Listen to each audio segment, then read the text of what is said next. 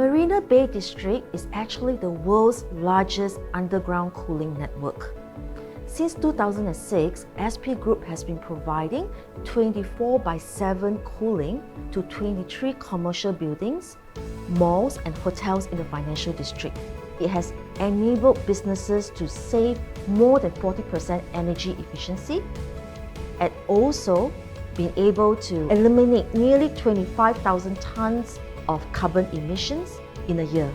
Marked as one of Singapore's top 50 feats, the underground district plant is actually visited by thousands of visitors all over the world.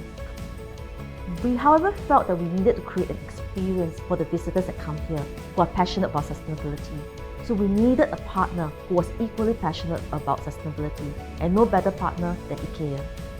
If you look at the office that we had previously, it was in its rawest form, not the most exciting office.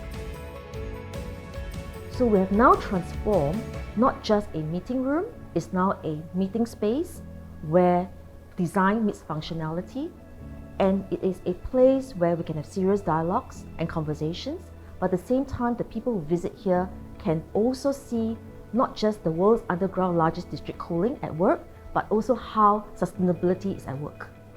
People form a very important part of this capability innovation.